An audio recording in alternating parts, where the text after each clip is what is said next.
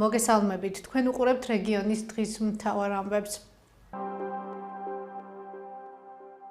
ახალციხის სამუსიკო სკოლის მშენებლობაზე დასაქმებულები 5 თვეზე მეტია ხელფასს ვერ იღებენ. ადგილობრივი თვითმმართველობის წარმომადგენლები კი ჩვენს კითხვებს თავს არიდებენ. ვრცლად გთავაზობთ სიუჟეტს. ეს უკვე შიდა საქმე არის და შეუძლიათ სპეციალურ სამსახურებს მიმართონ აღნიშნულმა პირებმა. ახალციხის საკრებულოს თავმჯდომარე საბა კბილაშვილი ამბობს, რომ თუ სამუსიკო სკოლის მშენებლობაზე დასაქმებულები ხელფასს ვერ იღებენ, ეს შიდა საქმეა და თანამშრომლებს შესაბამისი ორგანოებისთვის მიმართვისკენ მიუთითებს. არ მინახავს და არც მაქვს ინფორმაცია, იმიტომ რომ აღნიშნულთან დაკავშირებით ვერ გავაკეთებ კომენტარს. ჩვენ რაც გვაქვს ვალდებულება, იმ ვალდებულებას ვასრულებთ, ასე ვთქვათ, გამარჯვებულ კომპანიასთან და ეს უკვე შიდა საქმე არის და შეუძლიათ სპეციალურ სამსახურებს მიმართონ აღნიშნულმა პირებმა მოხდება რეაგირება, რა თქმა უნდა.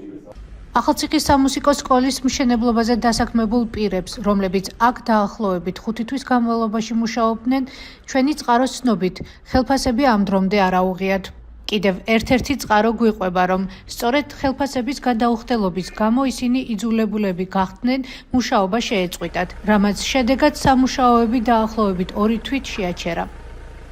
ის, რომ დასაქმებულები სავარაუდოდ ხელფასებს ვერ იღებდნენ, რეპორტაჟი 2 დეკემბერს მოვამზადეთ. მას შემდეგ უშედეგოდ ველოდებით კომპანია BL-ისგან განმარტებებს, თუ რატომ არ გასცეს ხელფასები, იყო თუ არა და რა მიზეზით სამუშაოები შეჩერებული და გეგმავენ თუ არა ხელფასების გაცემას პირებზე, რომლებმაც მათივე თქმით რამოდენიმე თვე უხელფასოდ იმუშავეს.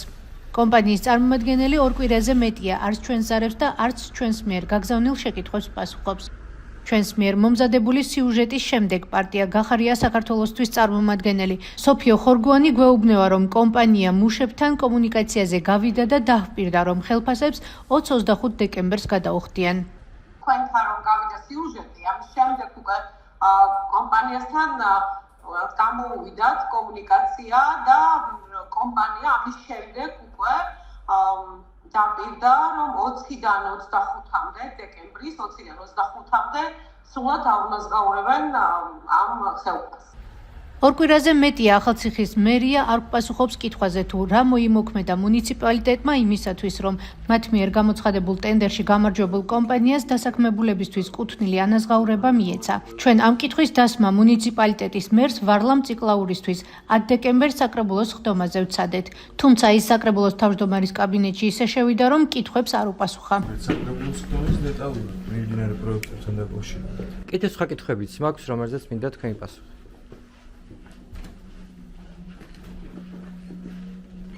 რაც შეეხება სამუსიკო სკოლის შენობას, ახალციხის მუნიციპალიტეტის მერი ამ შენობის მშენებლობისთვის 3,5 მილიონზე მეტ ლარზე ტენდერი 2025 წლის 8 იანვარს გამოაცხადა. მასში მონაწილეობა 4 კომპანიამ მიიღო.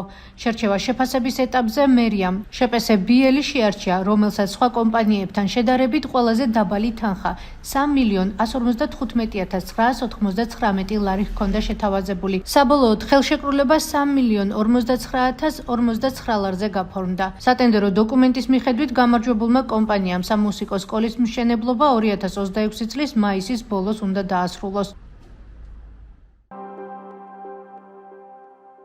ორი პირი დააკავეს უკანონო საზღვრის კვეთაზე ახალციხის სამმართველოს დასაცავ მონაკვეთზე. ინფორმაცია საქართველოს სასაზღვრო პოლიცია ავრცელებს.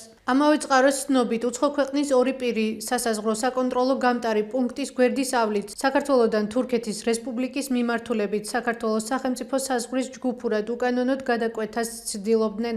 საგამოძიებო ორგანოს ცნობით, ბრალის დამტკიცების შემთხვევაში მათ 5 წლამდე პატიმრობა ელით.